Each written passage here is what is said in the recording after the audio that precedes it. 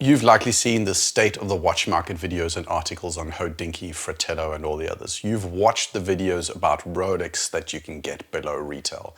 What a Rolex is and will be worth is something a lot of people care about, like it or not. The question is, wouldn't you like to be able to do that predicting yourself? What if you could predict how a Rolex would do on the grey market and never had to watch another state of the Rolex watch market video ever again? Well, I've given it some thought and I think I've got an answer to that question. So stick around, have some fun listening to a madman's ravings, but maybe, just maybe, you'll leave thinking, I can predict the Rolex watch market myself. Let's dive in. This isn't an investment video. It's not about how to make big bucks on your Rolex. Personally, I believe the only reason you should buy a watch is because you intend to wear it. It's okay to care about value retention, but the whole investment thing is not for me. What is for me is thinking about what drives Rolex's popularity in specific models. Which ones will generally be perpetually popular, which ones will be popular initially, and which ones are more okay. Those are intriguing questions, and I'm going to try and answer them. Now, how do we go about figuring those questions out? We're going to cover the following 5 points, which I believe will help you assess a new Rolex watch's short or medium-term popularity. The Rolex lineup and attitude to delineation and differentiation, Rolex lineup verticality, newness, uniqueness, and looks. And then 2 more, which I will tell you about if you make it to the end of the video. I've covered this partially in videos linked above before, but it can stand a recap for those of you that have never heard it before. Think of watches on a scale from tool on the left to dress on the right. All watches will fall somewhere on the scale. So a G-Shock Mudmaster is here, a Vacheron Constantin Historique is somewhere over here. Each brand will be different in terms of where they are on this scale. Rolex on a high level is no different. To assess where Rolex is, we start with 3 key entry-level models: the Explorer, the Sub, and the Oyster Perpetual. Here, here, and here. It's the base tool watch, the base business casual watch in the Sub, and the OP. From there, we can map all other entry models. The Explorer 2 is the slightly more toolish version of the Explorer. The Sea Dweller is the bigger Submariner, but also slightly more toolish. What we know is that anything to the left of the Sub is going to be in the base model, with brushed center links and no Jubilee. The GMT, the Yachtmaster, are all to the right of the Sub. They're more dressy. How does Rolex ensure that? Polished center links or Jubilee. To the right of that is the Daytona.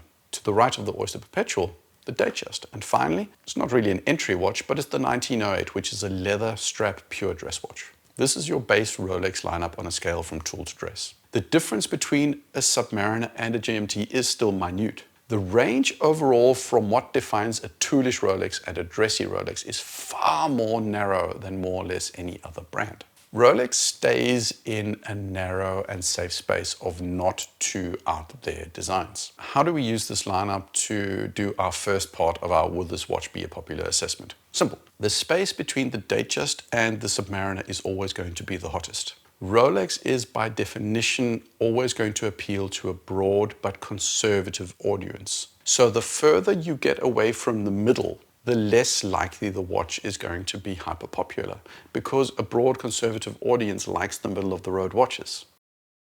The second thing we can say with a fair amount of confidence about Rolex is that Rolex is the Apple of the watch world. And what do I mean by that? Well, look at Apple. They have clear upgrade paths for all their products. If you want an iPhone, well, you have the choice of spec from the regular base model to the bigger model. If you want extreme space, the biggest models offer most space and bigger screens and so on. Some things, some specs, only exist in the high-end models. If you want that key, new, cool spec, you only get that in the high-end upgrade model. Rolex is the same. Want a Sub? Well, you can get it in date or no date. But then there's the upgrade, the two-tone. From there, full gold. Explorer, you have a base steel, then you have a two-tone. Now, I'm going to make a small change to that lineup I presented in the previous segment. The Datejust, you could argue, is the upgrade to the OP. The extra feature is the polished center links and the date function. From there, you can upgrade to the fluted bezel and the Jubilee bracelet. And from there, you can upgrade to the day-date. This is the case for almost all Rolexes, bar the ones that are at the extreme ends of the spectrum. The fullest upgrade path, though, is steel, two-tone, Oyster Flex, full gold, platinum, jewels. How does this verticality play on Rolex market popularity? Well, on the previous scale, it was the middle that was most popular. That's not the case on the vertical axis. On the vertical axis, it's the extremes that are most popular. Now, you might just say that's an overly complicated of saying, yeah, well, of course, nobody likes two-tone. But it's actually more than that. Because think about this. It's the steel Daytona and the full platinum Daytona that's most desirable, or the new white gold Daytona special edition. Platinum is above plain gold as well. It's the extremes where the really consistently popular watches are. And this makes sense for basically two opposite-sided reasons. One is at the entry level, that's where demand is highest. So that's where the most people are trying to get their entry Rolex. So the entry-level models are going to be the most popular ones. And as you move up, more people will fall away and say, I'm not willing to upgrade to the two-tone. The opposite is the case when you go from the vertical. The supply of platinum Daytonas is super limited. So on the one end, it's demand driving up the price, where on the high end, it's to a certain extent very, very limited supply, even more limited than, the generally limited supply of Rolex. This is kind of an obvious one, but the more new the watch is, the more it will directly affect its popularity. Newness, though, is more than just this is the latest release of the Submariner. That watch, like the newest GMT, is always going to have an element of newness to it, but a watch that they've never done before or has been out of circulation is also going to have some added newness to it. Think of the Rolex Titanium Yachtmaster. Basically, it's the same Yachtmaster as all the other full gold Oysterflex 42mm watches. The difference, of course, is that this is the first titanium Yachtmaster, ignoring, of course, the Deep Sea Challenge. That makes its newness more powerful. Same thing goes for when they eventually reintroduce the Milgauss. It will have a level of newness to it simply because it hasn't been around for a while. A little twist to this is that the outgoing models also become new old if they're not replaced. But discontinuing a model will, at least for a time, make the old model new in a sense because it's newly no longer in the lineup. All of this will drive up the initial price. I debated with myself whether I should use the word uniqueness or rarity. I ended up settling on uniqueness as I feel it better encapsulates what we're trying to talk about. Rarity, as an example, there's a limited number of something being produced is clearly a component to Rolex's watch's popularity, but uniqueness, more broadly speaking, plays a huge part as well. This can come down to special dial variations, like a bubble dial or a jigsaw dial or a Yachtmaster with a gem set bezel. They are, compared to the base model, more unique. A green bezel Hulk is going to be more unique than the regular black dial Hulk, especially at the lower and upper ends. At the lower end, this is the case simply because there's not a lot of variety there to start with. You have one Submariner date with the black dial. Do you know how many Seamaster 300Ms there are with just dial or bezel variations, excluding the strap models? 8. 8 compared to Rolex's 1. Watch buyers are not totally irrational, and not even Rolex can compensate for launching a dog of a watch. The better the consensus on the aesthetic prowess of the watch, the more popular it's going to be. The Yachtmaster, as an example, in the base model is a clear example of this. It's in the center of the lineup. It's largely a starter watch. The dials are fairly unique, as is the use of platinum. So many parameters would seem to indicate that it should command a premium on the secondary market. But usually it doesn't. Why? Because there are a lot of people that don't like the looks of it. Same goes for the Air King. The Lefty GMT has a lot going for it as well in terms of uniqueness and newness, positioning and so on. But again, that Lefty design is not for everyone. The Destro has actually been able to command higher premiums initially compared to the BLRO or the BLNR, but it's also the watch that has seen the sharpest drop-off in pricing, where the two others have been more consistent. And I think that's down to the fact that people don't actually like the look of the left-hander, or more people don't at least. These are the 5 things to take into account when assessing whether or not a given Rolex is going to command a significant premium in the short to medium term. There are 2 more things that come into play as modifiers, but let's just take a look at 3 examples with the base 5 categories. The new two-tone GMT in grand gold. It's middle of the range. That brings the demand up. Verticality, though, it's in the potential dead zone. Currently, it's the only two-tone yellow gold Jubilee GMT, which makes it not only new to some extent, but also to some degree unique. Finally, the looks. I think the verdict for many is that yellow gold just generally is a bit of a negative, especially in two-tone. People are very enamored, though, with the new bezel and the overall configuration. And for a two-tone, it seems to be getting a lot more positive talk than they usually do. Using the model as a predictor, I think you're going to see that newness short-term to medium-term premium over time, it's going to drop. Odds are it will eventually at some point be able to get very close to or possibly even below retail. The 1908.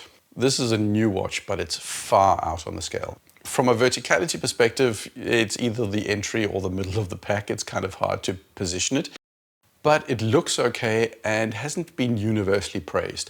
The prediction over time, below retail. Now the final one, the Yachtmaster in titanium. This one's hard because the Yachtmaster is usually in the middle of the pack, but this titanium model pulls it out to the edges. I'm going to be evaluating it as a tool watch, and that in my estimation over time will pull it down. Second though, because it's now the entry titanium model, this pulls up its popularity hugely. You cannot deny that this watch gets huge newness points for the titanium materials. We are, after all, choosing to try and erase the deep sea challenge from our minds. This is the first real buyable titanium watch from Rolex. This also gives the watch a ton of uniqueness points. And finally, as opposed to a lot of the other Yachtmaster, this one pretty much consistently gets viewed as a good-looking watch. All in all, and not unsurprisingly, this model is going to indicate extremely high desirability, which is going to break the scale potentially in terms of demand.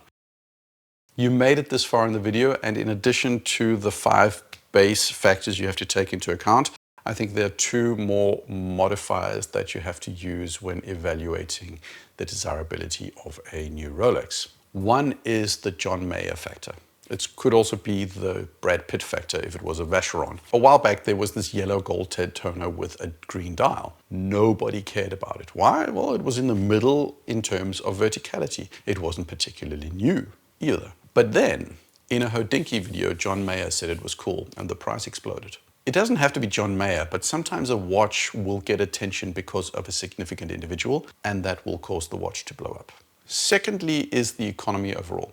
We've just been through a period where absolutely every single Rolex was for sale in the grey market above retail. This has since cooled down as the economy has slowed and we've all started to worry more about the price of gas and eggs. The way I think about it is this. Think of the 5 factors as a starting point for creating an overall heat map of popularity. At the edges is where you'll see the below retail models. What happens when the economy goes into overdrive is that the heat expands from the center to encompass all the other watches. If the economy is in overdrive long enough, all models get affected, and the ones in the center, the Daytonas and the like, they not only go into overdrive, but into hyperdrive. Conversely, as the economy cools down, so too does this heat map contract towards the epicenter and towards the perpetually popular models. They also cool down, but they will still be at the center of the heat. That was my model and how I think about Rolex price developments. If my model's accurate, you never, ever, ever have to watch another Rolex watch market video ever again, because you'll be able to do the assessment yourself. If my model is inaccurate, well, then you have a reason to let me know how it can be improved in the comments. I'm really curious as to what you think. I hope you enjoyed the video either way. So as always, let me know what you think. Like, subscribe. Cheers.